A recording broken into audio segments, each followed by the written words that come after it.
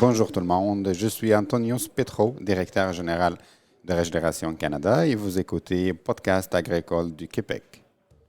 Dans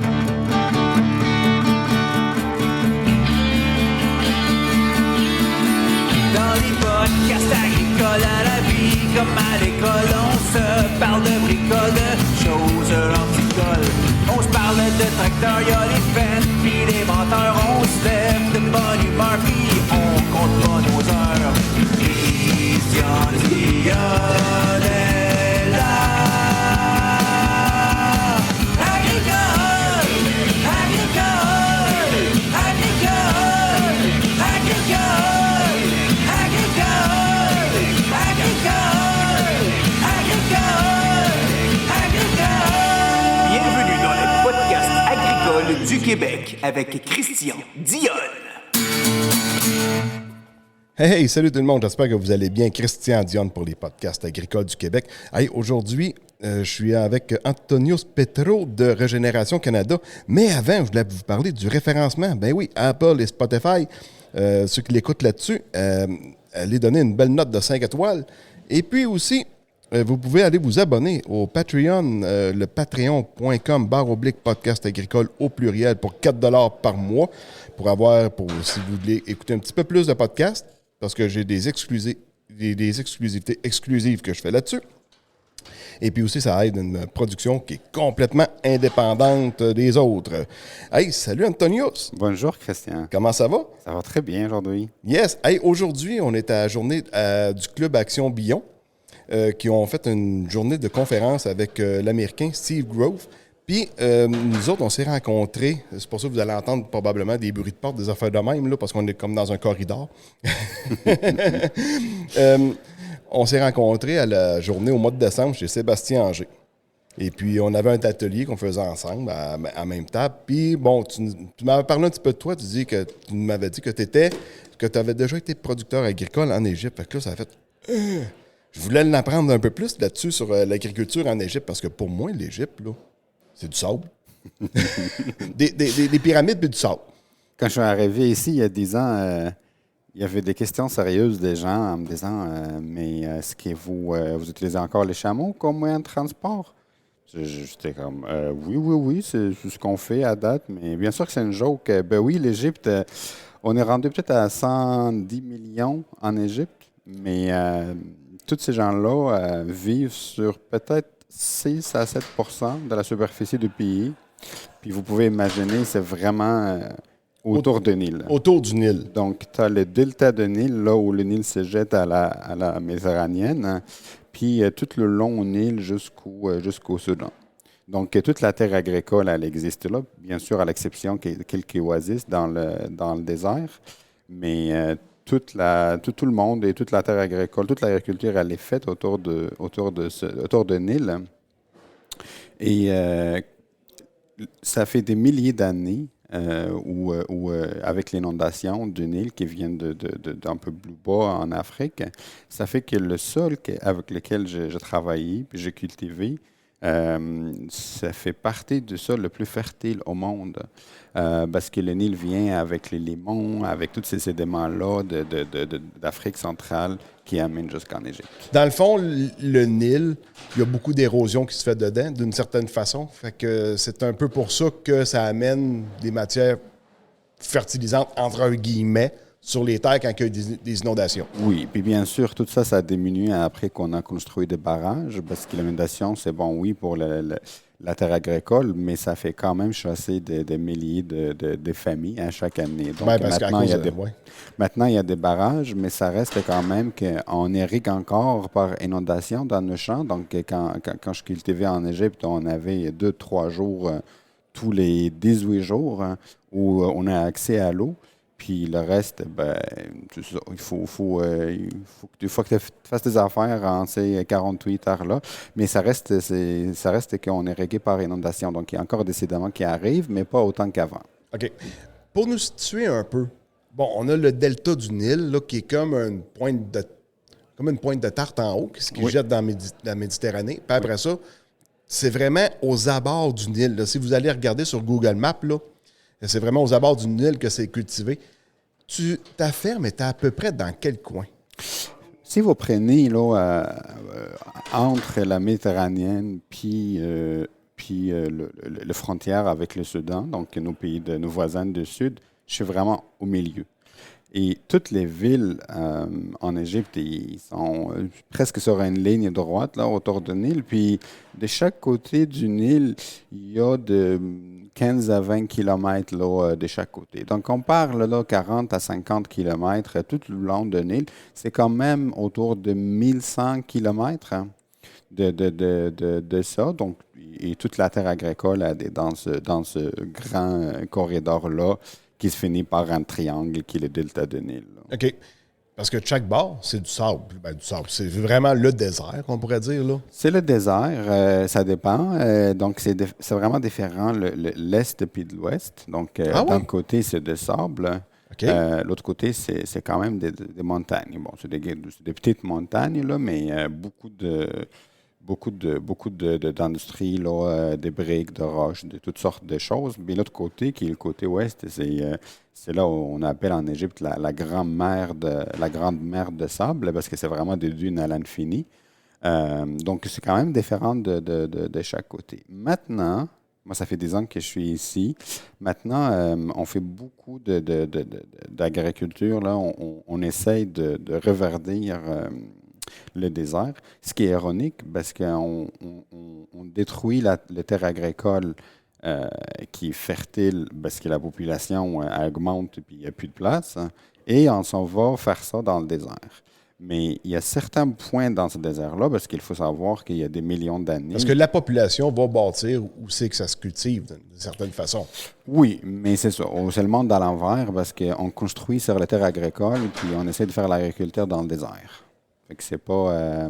Mais il faut préciser quand même qu'il y a certains points dans ce désert-là, comme il y a plusieurs milliers d'années, c'était de l'océan, c'était de la mer. Il reste encore des terres qui, je ne dirais pas fertiles, mais qui attendent un petit peu un boost, puis que tu peux quand même cultiver certaines cultures. J'ai jamais fait ça dans le désert, moi, mais maintenant, quand je voyage, il y en a quand même beaucoup de fermes dans le désert. Ben, puis tu faisais pousser quoi dans ton pays? Parce que là, on s'entend qu'en Égypte, moi, dans ma tête à moi, parce que je connais pas l'Égypte, là, je te mentirais pas là-dessus. Je te mentirais pas là-dessus. Je pense que ça se pourrait-tu que ça soit cultivé 12 mois dans l'année? Ah oui. Parce qu'il n'y a pas d'hiver là-bas. Là.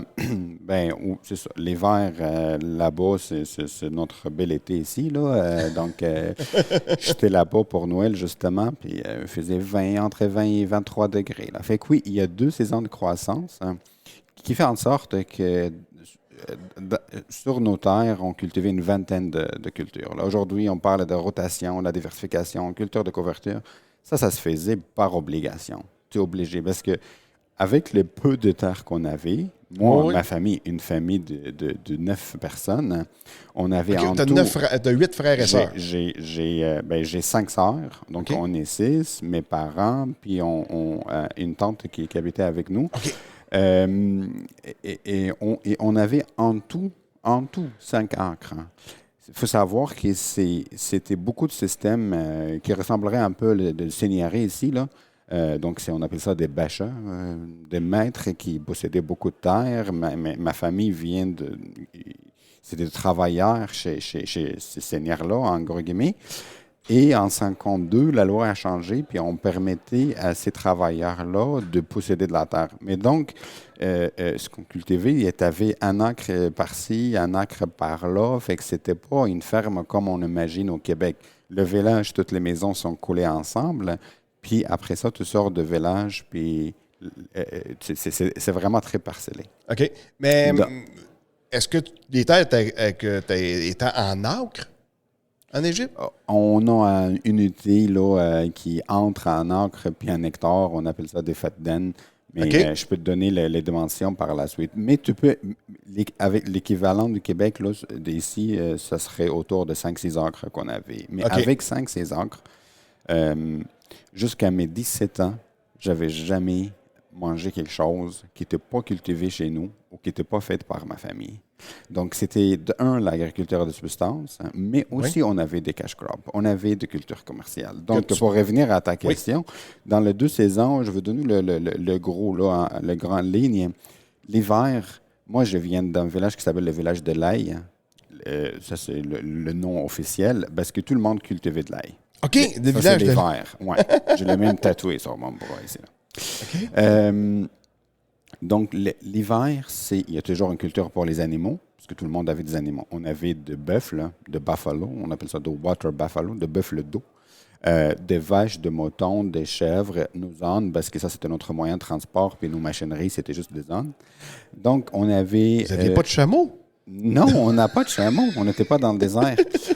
Donc, on avait de l'ail, du blé, de la luzerne, puis certains légumes pour l'hiver. L'été, tu as le coton, le maïs, hein, de canne à sucre, des épices, puis d'autres légumes d'été. Donc, il y avait tout le temps quelque chose à manger pour nous, quelque chose à manger pour nos animaux, puis une culture commerciale. Donc, l'ail en hiver, le coton en été, c'est grâce à ces 2 cultures-là que je suis devant toi ici au Québec, à Drummondville, en train de parler de ça. Parce que c'est ça qui a amené l'argent. Donc, on vivait de... Voilà. Que ça donne un portrait donc, en 12 mois, je touchais une vingtaine de cultures. Vingtaine de cultures sur 5 acres. Sur 5 acres. 0 machinerie. Oui. Moi, mon premier emploi, j'avais 7 ans. Je dis tout le temps quand je présente que mon premier emploi, j'étais un insecticide. Parce qu'à 7 ans, tous les enfants de village ont été payés pour aller ramasser les feuilles de coton où il y a un insecte assez spécial pour le coton, là.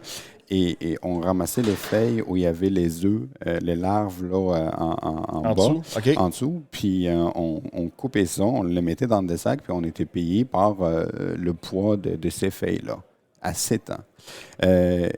0 produits chimiques. Tout était fait à la main. L'irrigation, tout ça, c'était fait. Il y avait un tracteur pour tout le village. Puis ça, c'était utilisé 1 à 2 fois par année, puis that's it. Tout ce que je te dis maintenant, c'est rien à voir avec ce qui se passe aujourd'hui en Égypte. Ça a changé. Malheureusement, maintenant, c'est le pic des pesticides, herbicides. Il n'y a personne qui va aller maintenant désherber comme moi je faisais pendant 10 ans. Donc, malheureusement, ça a changé. C'est ça. Au début, l'Égypte, c'est une colonie britannique parce que plusieurs pays d'Afrique ont été colonisés par les pays européens, si on veut, là. L'Égypte est un pays merveilleux qui a colonisé tout le monde et qui a été colonisé par tout le pays, donc par chaque pays. Donc, on était une colonie anglaise, après ça, on était une colonie française. Ah ouais, OK. Oui. Puis après ça, on est revenu une colonie anglaise. Puis après ça, c'était les guerres là, des derniers siècles avec l'Israël, les États-Unis, tout ça. Mais l'Égypte ancienne, non. Avant ça, c'était les Ottomans, les Turcs, les Perses. Mais il y a 2-3 000 ans, c'est nous qui colonisions le Soudan, le pays de Golfe et tout ça. Puis... ça a déjà été une grosse empire, dans le fond, dans le temps de Cléopâtre. Là, oui, c'est un pays avec beaucoup d'histoire et de civilisation. Oui. Parce qu'il y a même un métier qui existe qui s'appelle des égyptologues. Là. Ben oui. C'est ça. J'invite tous nos auditrices et nos auditeurs à aller visiter l'Égypte. C'est merveilleux comme pays, même si je l'ai quitté. Yes. Puis, pour les quand tu parlais dans le désert, tu sais, le champ, les terres sont cultivées jusqu'à matin, tu arrives dans le désert. Mais est-ce que quand ils vendent, mettons, qu'il y a du sable qui se ramasse sur les terres, est-ce que c'est parce que le désert est en train de s'agrandir tranquillement ou perdez-vous bien des terres agricoles par rapport au désert qui voudrait prendre plus de place? Pas vraiment. On est chanceux parce que dans les 2 extrémités des terres agricoles, il y a des barrières un peu naturelles. Donc, soit qu'on a soit des canals ou des petites branches de Nil ou une chaîne de montagnes qui fait en sorte que là où j'étais moi, ça se peut que c'est différent ailleurs, on n'a jamais été impacté par de tempêtes de sable. Et puis quand il y a un peu de sable et qui arrive sur la terre, c'était pas si grave que ça. C'est quand même, on appelait ça un sol. Ben, c'est du sol noir, là. C'est vraiment, c'est riche. Fait qu'un peu de sable, ça ne dérange pas tant. Fait que non, il n'y a pas de désertification. Là, encore une fois, je parle juste de ma région. Oui, Mais oui. la perte de terres agricoles vient principalement du fait qu'on construit là-dessus. Puis là, aujourd'hui, ta famille cultive encore la terre? Oui, on loue une portion de notre terre des gens dans le village parce que moi, j'ai quitté l'Égypte et puis mon papa nous a quittés quelques années plus tard. Donc, il restait juste ma mère. Fait qu'il y a une grosse partie qu'on loue quand même à nos voisins et tout ça. Puis chaque fois que je retourne, je vais aller faire une visite, je prends ma pelle puis j'essaie de voir est-ce qu'ils ont dégradé ce qu'on a laissé, parce qu'on a quand même laissé la terre en très, très bon état. Mais voilà, il n'y a plus personne vraiment. Mes 5 sœurs, ils sont toutes parties dans leur famille. Puis, mais la terre, elle est encore là. Puis chez nous, on a un proverbe, je n'essaierai pas de le traduire, mais un paysan en Égypte préfère mourir que perdre sa terre ou la vendre même. OK. Donc, c'est pas quelque chose que moi, je vais arrêter. C'est pas quelque chose que je vais compromettre, mettons. Puis comment ça peut valoir de la terre en Égypte? As-tu des idées de prix un peu? Ou, juste pour la fun de même? C'est ultra cher à cause de sa rareté. On n'a pas beaucoup de terre. Mais après, si je te convertis ça en dollars, ça fait pas grand-chose pour nous ici. Mais si je te dis qu'un acre, c'est 3 000 $, ben 3 000 $ là-bas, c'est presque un salaire annuel. Donc, mais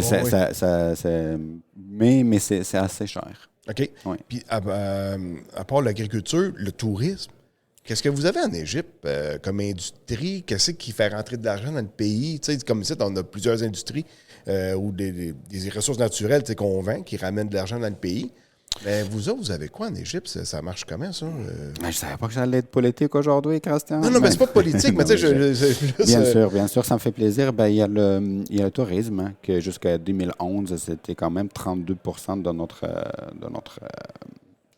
les incomes, mettons, l'argent qui rentre dans le pays.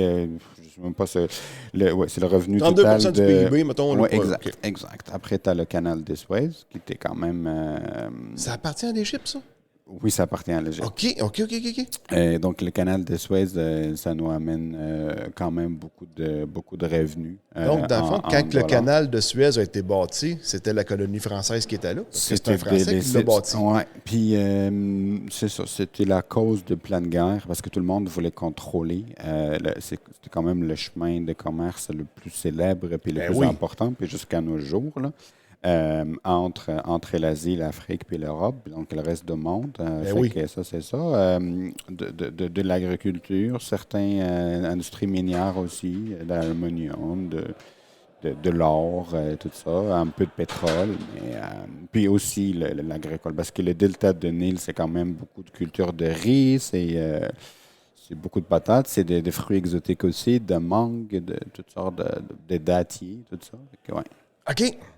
Puis, quand tu parlais de riz, on parle aujourd'hui, on fait des rotations de culture, des engrais verts. Mais quand tu regardes des champs de riz, à part que du riz, tu peux rien semer d'autre dans un champ de riz. Parce que non, là, en frais de monoculture, on y pense jamais, mais c'est assez rough là, comme monoculture. Exactement. Puis c'est une malédiction parfois, parce que malheureusement, jusqu'à maintenant, une des pratiques plus nocives là, à notre environnement en Égypte, c'est pendant la récolte, la saison de récolte de riz, parce qu'on brûle le restant, là, puis ça fait parfois des nuages noirs là, dans le ciel jusqu'au Caire.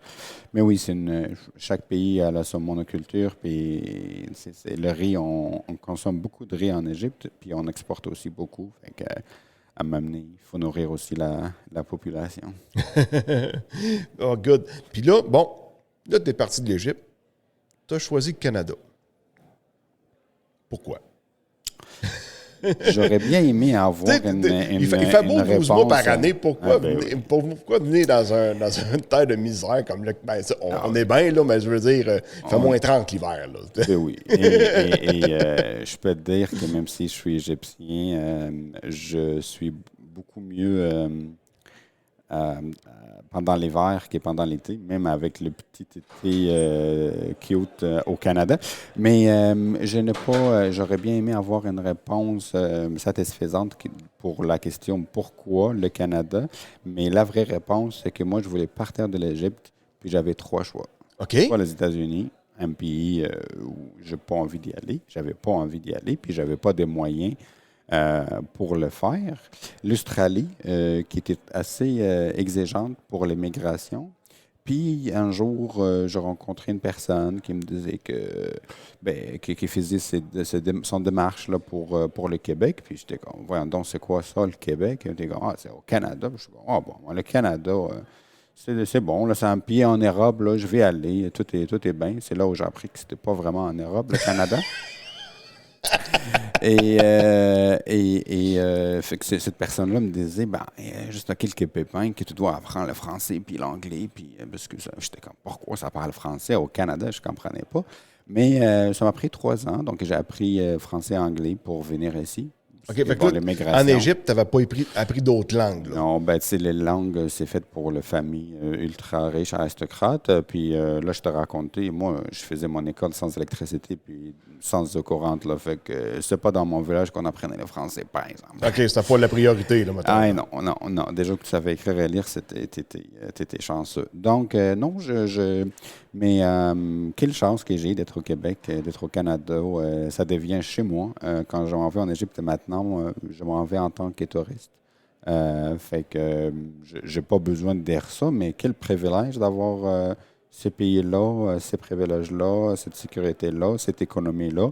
Je sais qu'on prend beaucoup par acquis ici, mais maudit qu'on est chanceux et qu'on est gâtés.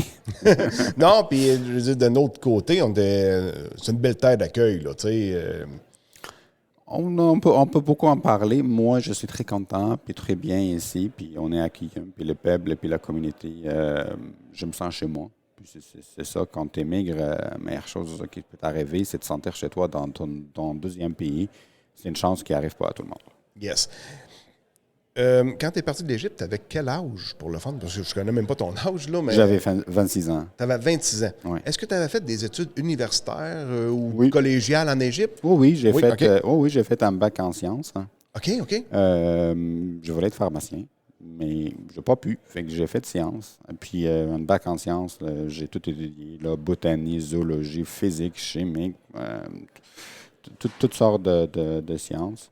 Par la suite, j'ai travaillé en pharmaceutique parce que c'était le seul domaine où je pouvais vraiment gagner ma vie puis faire des cours de français et d'anglais parce que ça coûtait cher. Donc oui, j'avais un bac en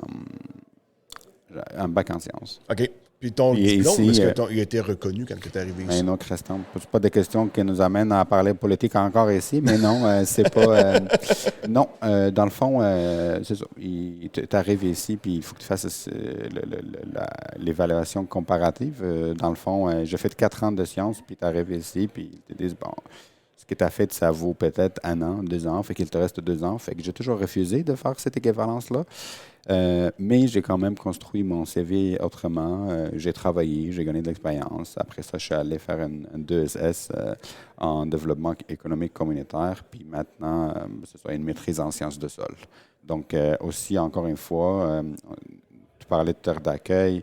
C'est quand même intéressant. C'est pas comme la France ou d'autres pays que l'institution comme l'université, par exemple, là, j'ai fait ma maîtrise à l'UQAT, à l'Université de Québec en Abitibi-Témiscamingue, en sciences de sol. Et d'ailleurs, un bonjour à mes directeurs, Vincent Poirier puis Alison Monson de l'Université Laval. Et ils n'ont pas exigé là, que j'ai un bac ici. Ils comprennent mon expérience de vie, mon expérience professionnelle. J'ai été accepté à la maîtrise, puis voilà. Mais jusqu'à maintenant, mon bac n'est pas reconnu. Ah. Mais ma maîtrise, elle l'est, par exemple. Ben c'est bien. C'est bon. Bon, et puis là, depuis quelques temps, je ne sais pas combien de temps, là, tu es rendu à l'emploi de Régénération Canada. Tu es même directeur général maintenant de cette organisation-là. C'est quoi un peu Régénération Canada? Ça mange quoi en hiver, ça? Régénération Ça, c'est Canada. une expression québécoise. Ben oui, là. Ça mange ben quoi en oui, hiver? une des meilleures. Donc, Régénération Canada est un organisme sans but lucratif qui a été fondé en 2017. On travaille sur la promotion de l'agriculture régénératrice et la santé des sols à travers le pays. On fait ça sur plusieurs volets. Premièrement, puis le plus important, c'est l'éducation et le transfert de connaissances et d'expertise.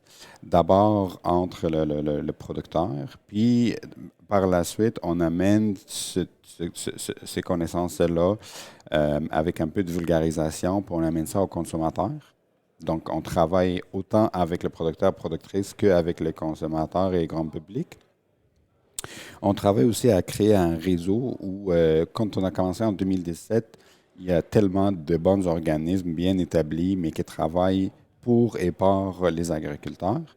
Puis il y a beaucoup d'organismes qui travaillent en ville pour le consommateur, mais on dirait que ça ne se parle pas beaucoup. Donc nous, notre approche, ça a toujours été d'avoir une vision multipartite où on travaille avec les agriculteurs, on travaille avec les consommateurs, on travaille avec les transformateurs, on travaille avec les scientifiques, on travaille avec le grand public, on travaille avec les politiciens. Puis on touche à tout ça. Oui. Donc, ça fait qu'on a une position quand même unique, quoique on n'a rien réinventé, on a juste mis le monde ensemble. Donc, beaucoup d'activités de transfert de technologie et de savoir comme aujourd'hui, en partenariat avec Équiterre et Club Action Bion. D'ailleurs, donc, nous, on travaille au niveau pan-canadien, on travaille de Yukon à la Nouvelle-Écosse. Donc, on a plusieurs projets et initiatives à travers le pays. On est une petite équipe, mais on est vraiment fort par notre réseau. Donc, on a un réseau de conseillers un peu dans chaque province. On a commencé aussi avec un grand événement, le Symposium Sol Vivant. On a eu quatre éditions, 2017, 2019 en personne, 2020, 2021 en virtuel. Ensemble, ces 4 éditions-là, on a ramassé plus que 3500 personnes à travers le Canada. Donc, on a quand même un bon réseau de l'édition à l'autre. Donc, on a plusieurs projets, plusieurs initiatives, mais c'est vraiment ça notre bread and butter, comme on dit en anglais. Ça fait combien de temps que tu es à l'emploi de Régénération Canada? Dans le fond, moi, j'ai rejoint mon ancien collègue puis mon ami Gabriel en 2017, une semaine avant la tenue du premier événement. Le Symposium Sol Vivant? Le Symposium Sol Vivant qui était à l'Université Concordia en 2017. Gabriel, avec un merveilleux groupe de personnes, avait organisé cet événement-là. Moi, je rejoins une semaine avant, puis par la suite, on a rebâti l'organisme, tout ce que ça vient avec. Donc, officiellement, on peut dire que depuis début 2018. Donc là, Okay. Ça fait 5 ans que je suis ici, puis voilà. Je suis rendu en direction. Good. Puis là, ça te permet de voyager à la grandeur du Canada, Oui. de voir les sols, les États, un peu dans quel état qu'ils sont à grandeur du pays. Puis tu parlais du Yukon. Oui. Je cultive quoi au Yukon? C'est sûr que c'est beaucoup maraîcher, beaucoup de serre, mais il y a quand même là, un peu de pâturage, mais beaucoup de serre. Puis c'est ça, chaque province, chaque territoire est vraiment propre à son propre Parce que là, on s'entend défi, qu'au Yukon, tu t'approches du cercle arctique pas mal. Ben là. oui, Fait que, oui. Puis d'ailleurs, même dans le territoire nord-ouest, on a certains membres aussi, mais bien sûr, c'est des tunnels, puis c'est des serres, là, mais... puis tu parlais de sol, oui, j'ai eu le grand privilège là, de voyager beaucoup. L'année passée, j'ai passé 2-3 mois entre Manitoba, Saskatchewan, l'Alberta puis Colombie-Britannique. J'en ai vu des fermes le plus régénérateurs que ça peut être. Puis j'ai aussi vu des sols dégradés. Puis, avec le temps, on identifie aussi quelle province est avancée sur quelle pratique, là. Puis donc, la différence entre l'Est ou l'Ouest, grande culture versus laitier ou pâturage. Donc, c'est vraiment une grande chance. Puis ça nourrit nos projets. Puis, parce qu'il faut quand même qu'on réponde dans notre communauté à travers le Canada, tout en étant spécifique à chaque contexte. Donc, on n'est pas les gens qui viennent dire voici, faites ça parce que ça marche ailleurs. Ben, là, le one size fit all, là, il fait pas là-dedans. Mais non, c'est ça. Puis d'ailleurs, chaque projet, chaque initiative qu'on fait, on s'assure que c'est vraiment propulsé, l'idée par les fermes sur le terrain. Donc, ça, c'est notre première condition de n'importe quel partenariat qu'on développe, là. OK. Puis dans les provinces, parce que, tu sais, mettons, on prend ici au Québec, on est une production surtout laitière. Tu sais, il y a eu beaucoup de champs de foin. Fait que, on savait, tu sais, des sols de vivant dans le temps, on le savait juste pas. On labourait, on trouvait ça gossant d'avoir des mouettes, tu sais, parce qu'on labourait parce qu'on connaissait rien que ça, tu sais. Aujourd'hui, bon, tout a bien changé. Mais là, on a comme appris sur le tard, c'était quoi un sol vivant? Parce que là, les sols sont dégradés. Fait que là, on essaie de retravailler ça d'une certaine façon. Mais dans l'Ouest, il y a moins... Il n'y a pas autant de production laitière qu'on a ici. Ils sont dans le bœuf, surtout. Mais d'après toi, mettons, si tu compares les deux, Québec versus Alberta, Saskatchewan, y a-t-il un sol qui est meilleur que l'autre, d'après toi? C'est sûr qu'on est dans des latitudes différentes. Le contexte est différent, c'est plus sec dans l'Ouest qu'ici. C'est dur à dire. C'est ça. C'est dur à dire, puis ça dépend aussi qu'est-ce qu'on veut dire par un sol en santé ou c'est une meilleure sol. Oui, puis comment on peut évaluer ça, un sol en santé? C'est un contenant vert de terre? Ou, c'est ça. Je pense qu'un sol en santé, un sol pour chaque ferme est différent. Puis, plus important, c'est qu'est-ce que ça marche? Est-ce que c'est rentable? Est-ce qu'il y a de la biodiversité? Est-ce qu'on est content comme agriculteur? Mais donc, il y a une grosse différence. J'ai visité des fermes de 16, 17 000 acres là, dans l'Ouest canadien. On ne parlait pas de même échelle, là. Donc là-bas, ça vaut la peine de faire une prairie pérenne ou même de bande riveraine. C'est des hectares et des hectares que de toute façon, c'est perdu parce que la machinerie, tu ne peux pas circuler là-dedans avec la grosseur de machinerie. Avec chaque défi, il y a quand même des opportunités qui se présentent. Ici, une ferme moyenne au Québec, c'est quoi? C'est 700 acres peut-être, même moins que ça. C'est moins que ça. En fait, 700, c'est au Canada. Une ferme moyenne au Canada, c'est 700. Ici, c'est moins que ça. Ça vient avec beaucoup de défis. Exemple pour la machinerie. 3-4 fermes en Alberta et ils peuvent totaliser ensemble 50 000 acres.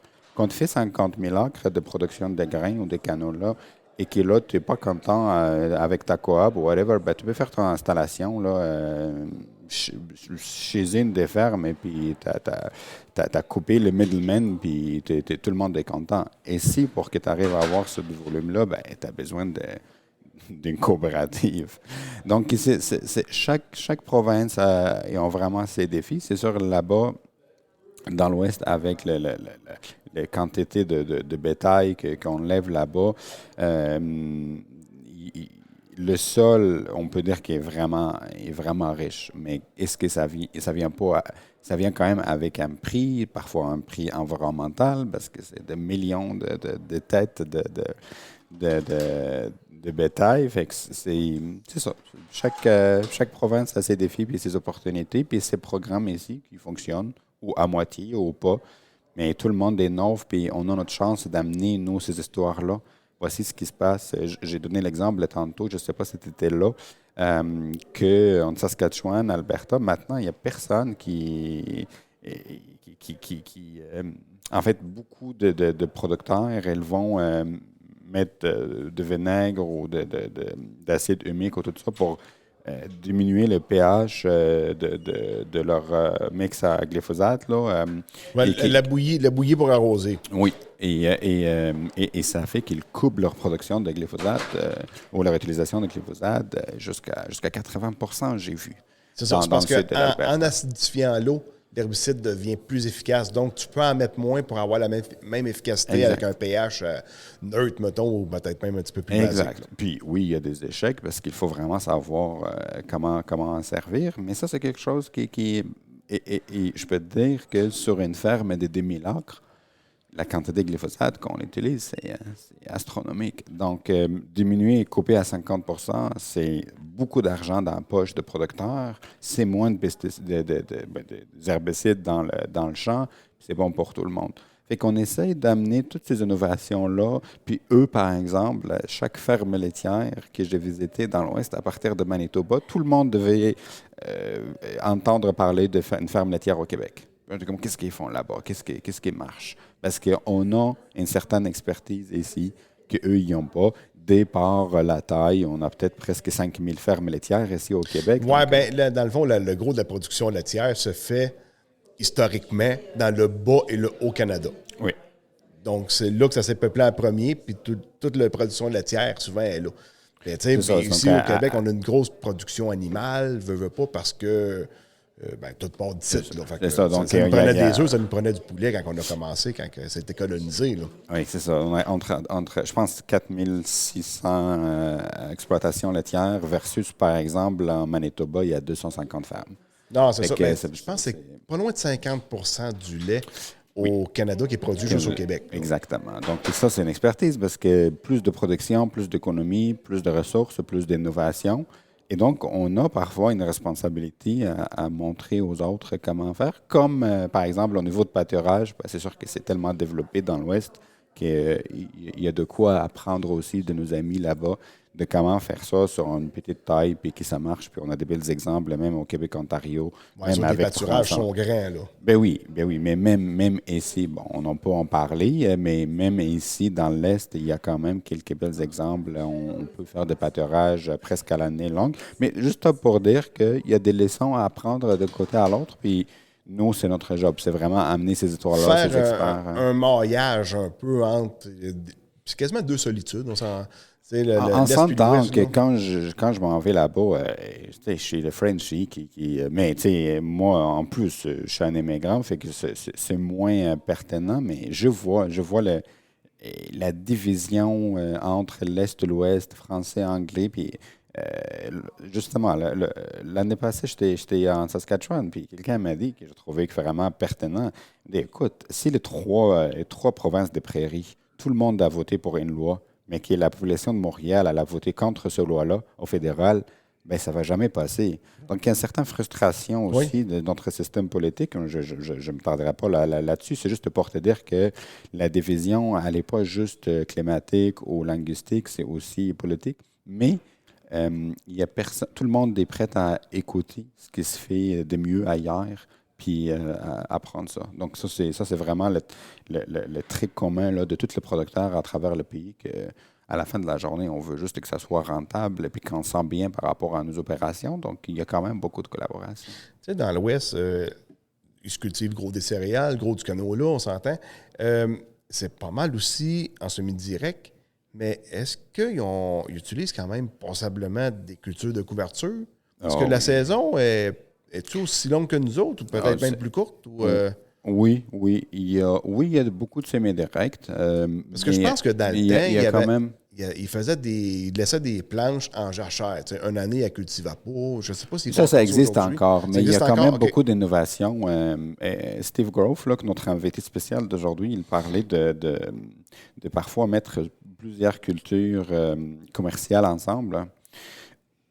Dans l'Ouest canadien, j'ai vu de miracles. Moi, j'ai vu de canola, de pois, puis de moutarde. Là, j'ai dit juste des exemples.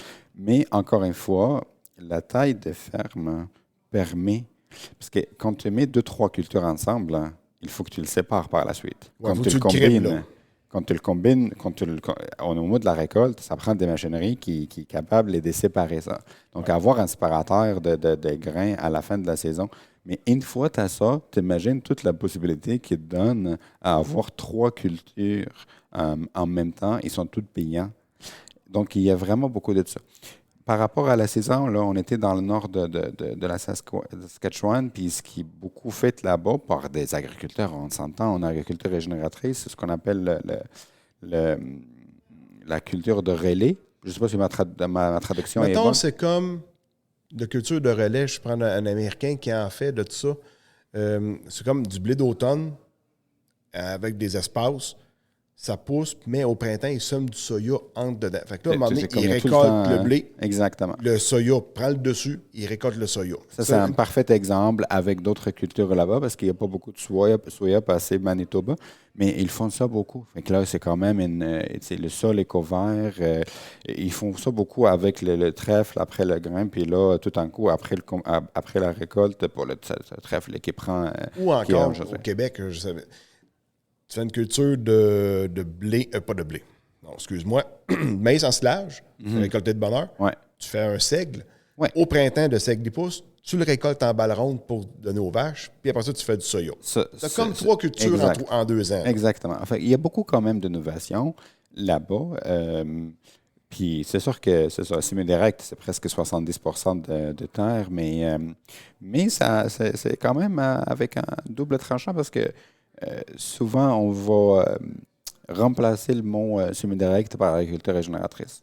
Et ça, c'est une question que j'aimerais explorer, que pour nous, en tout cas, Régénération Canada, le semi-direct, c'est juste une chose, c'est juste une étape. C'est pas parce que tu as fait de semi-direct, de culture de couverture un peu, que là, c'est une agriculture régénératrice. Ça prend beaucoup de principes et des pratiques à mettre en place. Donc, dans l'Ouest, on dirait qu'on est content avec nos semi-directs, mais en même temps, si tu mets du semi-direct, puis tu as 40% d'excès de pesticides parce que tu n'as pas envie de diminuer ou de prendre risque, pour moi, ce n'est pas régénérateur. Okay. Donc, moi, je ne suis pas quelqu'un qui dit « Hey, il faut arrêter ça », mais ça ne peut pas être régénérateur si on a 50 unités de trop d'azote et 40 de plus de glyphosate à chaque année. Pour moi, c'est pas... il faut quand même qu'il y ait un mindset de comment diminuer, sans prendre de risques. Comment diminuer. Puis, mais c'est ça. Donc, il y a beaucoup d'innovation, beaucoup de choses à apprendre des gens là-bas, comme il y en a aussi au Québec. La différence entre l'agriculture régénératrice et les semis sous couverture végétale, les SVC, y a-t-il une différence ou c'est la même affaire mais avec 2 appellations différentes? Parce que là, il y a comme plusieurs termes. Là. Je vais t'expliquer ce que nous, on entend par l'agriculture régénératrice. D'abord, au-delà des pratiques sur le terrain, on voit ça sur 3 niveaux. Et là, je sais que je vais me faire moins d'amis en disant ça, mais il y a 3 niveaux d'agriculture régénératrice. Il y a le sol, la ferme, puis au niveau aussi de la communauté, mettons. Je vais m'expliquer. De pratiques de santé de sol, toi et moi, toute la gagne qu'on est là aujourd'hui, on le sait. Même si on ne les fait pas, on sait ce que ça fait de bien, on sait le retomber. Après ça, on gère nos risques et puis on s'en va. Au niveau de la ferme, c'est au-delà du sol. Donc là, ta ferme et un boisé à côté, qu'est-ce que tu fais entre le boisé et ta ferme? Ton étable, toutes les questions d'énergie, le bien-être animal, le bien-être des producteurs, des gens qui travaillent, ça, c'est vraiment au niveau de la ferme comme un écosystème, la gestion de l'eau sur la ferme. Fait que si tu fais du semi-direct, culture de couverture, SCV, tout ça, c'est magnifique. Mais si on ne respecte même pas le 1-2 mètres de nos cours d'eau, ben, le jour où tu es obligé de mettre un insecticide, puis au Québec, c'est un problème qui vient d'arriver, là, ben, il faut qu'on prenne la ferme comme un écosystème. Par la suite, le 3e niveau, pour moi, c'est vraiment au-delà de la ferme. Il faut que les transformateurs, les citoyens, le gouvernement, les programmes répondent à ça, soutiennent le producteur dans tous les niveaux puis à tous les moyens pour que ça soit régénérateur. Donc, si j'amène ça à la ferme, on a les 5-6 principes de l'agriculture régénératrice. Jamais laisser un sol nu, donc couvrir, avoir des racines vivantes, diminuer ou éliminer la perturbation du sol, diminuer ou éliminer les entrants, et j'ai dit diminuer. Si tu peux éliminer, c'est parfait, mais c'est pas ça qu'on dit. Non, tu parles pas de bio, là. Je parlais pas de bio. Donc, diminuer ou éliminer tous les entrants chimiques. Intégration des animaux, puis je dis bien des animaux et pas de bétail. Là, je parle de vraiment la biodiversité, autant la biodiversité souterraine que la biodiversité hors sol. OK. Admettons, tu vas parler plus, mettons, si tu peux avoir, par exemple, tu as plus de goglus des prés qui viendraient nicher dans le champ. Tu parles des animaux, on n'est pas dans le bétail. Fait que c'est un peu des affaires de même. C'est ça. Et si tu as une production mixte... Les oiseaux champêtres en général. Là, par exemple, mais aussi, si tu arrives à... Si, par exemple, tu es en production laitière, j'aimerais quand même challenger, dire, OK, c'est bien facile de ne pas sortir les animaux, faire nos ensilages, faire nos forageurs, mais est-ce qu'on pourrait commencer au moins 2 mois par année de faire un peu de pâturage? Parce que ça a une valeur assez importante par rapport à la santé des sols, à augmenter la biodiversité. Donc, les animaux, oui, c'est en général, c'est les insectes et c'est les oiseaux, mais aussi, ce qu'on peut faire... et là, je parle, encore une fois, chaque contexte est différent, mais avoir des poules, avoir des cochons sur le pâturage, tout ça, c'est des animaux. Et ça fait partie de l'écosystème. Et le sixième principe, c'est vraiment, puis c'est ça qu'on oublie tout le temps, c'est le bien-être. Bien-être de producteurs, bien-être des gens qui travaillent, bien-être animal. Régénérer, c'est faire revivre un organisme. Donc, ça prend toutes ces pratiques-là. Par la suite, ces pratiques-là, il y a quand même beaucoup de processus écosystémiques, là, c'est des gros mots pour ne pas dire grand-chose, mais pensez au cycle de l'azote, cycle de carbone, cycle de l'énergie. Steve Grove, il dit tout le temps, ça fait 4 jours, il dit, s'il y a un rayon de soleil qui tombe sur un sol qui est noir qui ne tombe pas sur du vert, c'est de l'énergie qu'on perd. Oui. C'est de l'argent qu'on perd. C'est du carbone qu'on perd. Donc, avoir ça dans la tête, c'est quand même très important. Le tout commence par comprendre notre contexte à nous. On est né où? Quelles sont nos ressources, nos limitations, où on veut aller? Puis, le voisin qui pense que tu es fou parce que tu essayes des choses, là, il va falloir que ça change. Il va falloir qu'on trouve un moyen de juste regarder autour de nous. Tout ce que je suis en train de dire, Christian, je l'étais moi-même agriculteur de survie. On était dans un agriculteur de survie. Donc, je serais la dernière personne à dire « Ah, tout ça, c'est fait, tout ça, c'est facile. » Je ne suis pas en train de dire ça. Mais il faut quand même garder en tête qu'il y a beaucoup à faire. Puis l'agriculture régénératrice, si elle est développée à 80 %, on ne sera jamais dans cet état-là qu'on est maintenant aujourd'hui. Fait que ça, c'est pour nous. Donc, le SCV, c'est parmi, vraiment, puis là, chapeau à tout le monde. On a des mentors ici au Québec dans cette pratique-là. Comme Louis Pérusse, par exemple. Par exemple, pour qui j'ai beaucoup de respect. Oui. Lui, il n'est pas en train de dire « Ah, je fais de l'agriculture régénératrice ». Il fait des CV, ça a tellement de bienfaits, mais je te dis aujourd'hui que l'agriculture régénératrice, ça englobe beaucoup plus que ça pour que ça devienne... Pour reprendre un peu de résultats d'expression de la révolution tranquille, un projet de société. Là. Il faut que ça soit un projet de société pour que ça amène tout le monde là où on veut être, au niveau environnemental, économique, social et de santé mentale. Je l'étais, et je sais qu'on n'est pas bien quand ça va pas bien. Fait qu'il faut que ça fasse de sens pour nous.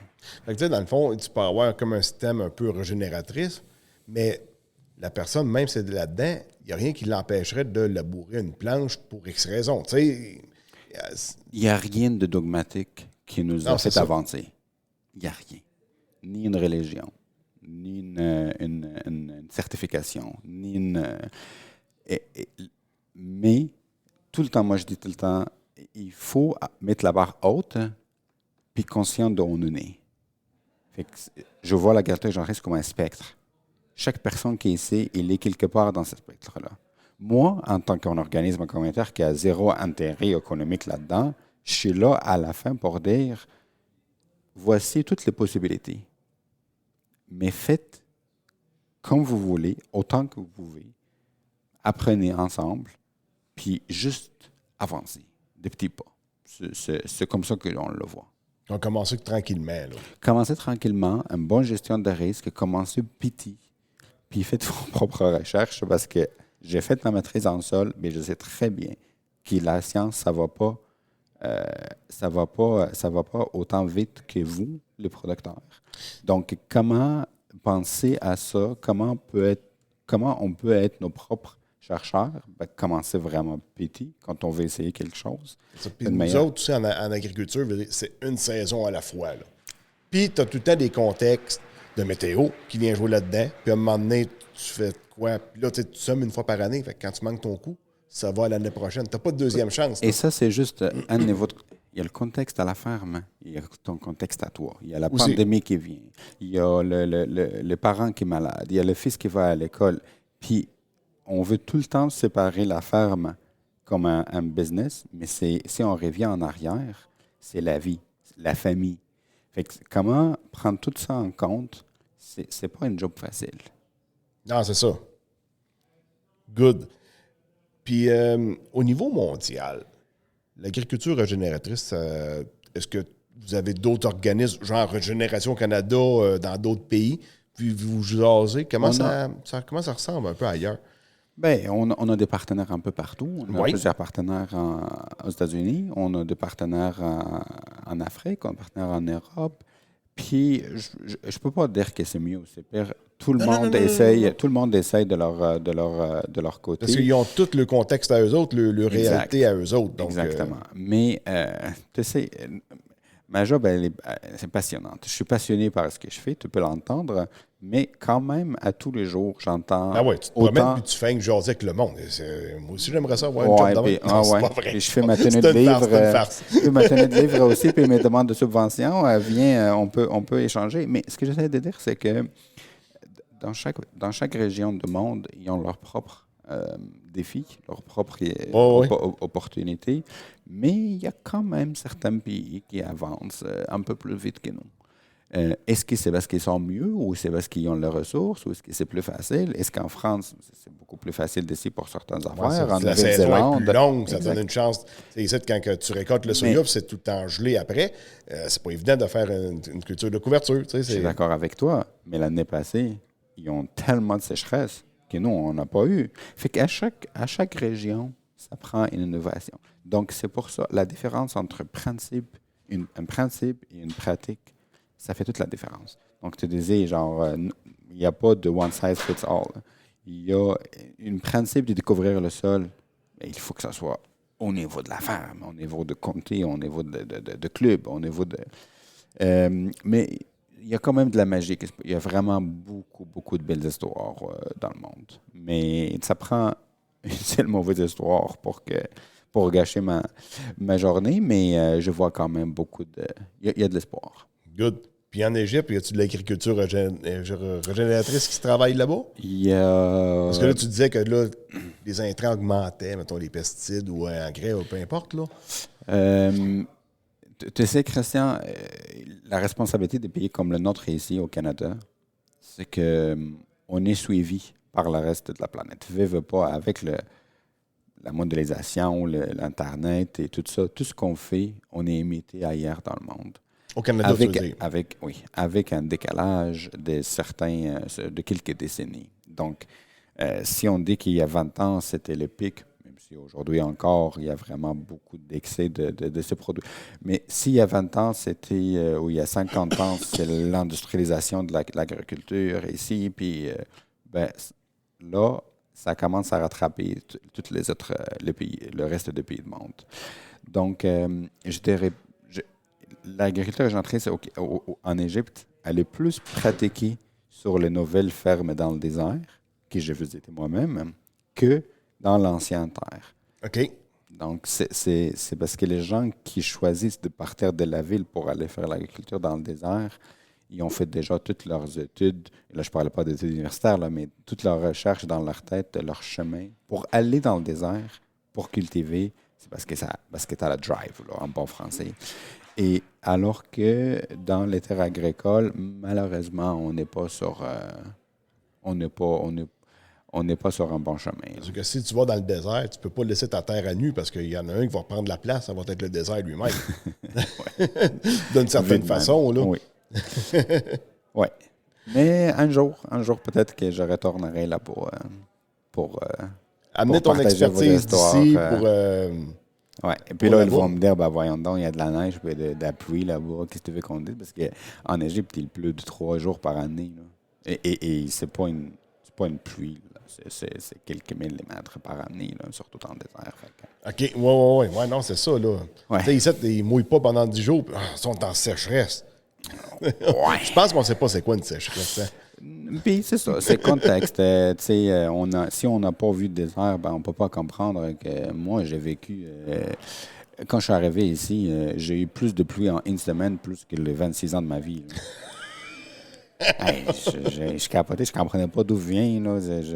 Déjà, le soleil qui n'est pas bleu chez moi, ça n'arrive pas souvent. Qu'est-ce que c'est le soleil bleu?